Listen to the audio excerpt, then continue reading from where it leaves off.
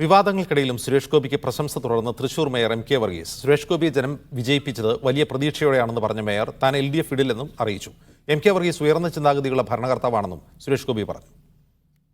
MP ആവാൻ സുരേഷ് ഗോപി യോഗ്യനാണെന്ന മേയറുടെ പ്രസ്താവനയാണ് തുടക്കം. തെരഞ്ഞെടുപ്പ് തോൽവിക്ക് പിന്നാലെ മേയറും സുരേഷ് ഗോപിയും തമ്മിലുള്ള അടുപ്പത്തിനെതിരെ CPI പരസ്യമായി രംഗത്തു വന്നു. CPIയുടെ അതൃപ്തിക്ക് പിന്നാലെ മേയറെ വിളിച്ചുവരുത്തി CPM ജില്ലാ സെക്രട്ടറി MM വർഗീസ് താക്കീത് നൽകി. പക്ഷേ താക്കീതിനു ശേഷവും മേയർ സുരേഷ് ഗോപി പ്രശംസ തുടരുകയാണ്. അദ്ദേഹത്തിന്റെ വലിയ വലിയ പദ്ധതികളുമായി അദ്ദേഹം തൃശ്ശൂരിലേക്കും കേരളത്തിലേക്കും വരേണ്ടത് ആവശ്യമാണ്. കാരണം എന്താ, കേരളം വളരെ മാറ്റങ്ങൾ ഉണ്ടാക്കാൻ അദ്ദേഹത്തിന് സാധിക്കുമെന്നാണ് അദ്ദേഹത്തിൻ്റെ പ്രതീക്ഷ. അദ്ദേഹത്തിൻ്റെ മനസ്സിനകത്ത് കുറേ ഉദ്ദേശ ലക്ഷ്യങ്ങളൊക്കെയുണ്ട്. തൃശ്ശൂരിനെ വലിയ ഒരു വികസന രംഗത്ത് മുന്നോട്ട് കേരളത്തിൽ കൊണ്ടുവരാൻ അദ്ദേഹത്തിന് സാധിക്കുമെങ്കിൽ ഞങ്ങളത് സ്വാഗതം ചെയ്യാണ്. LDFനെ ചൊടിപ്പിക്കാൻ മേയറെ പ്രശംസിച്ച് സുരേഷ് ഗോപി ഇന്നും രംഗത്തെത്തി. നല്ല കാര്യമല്ല, നല്ല കാര്യം.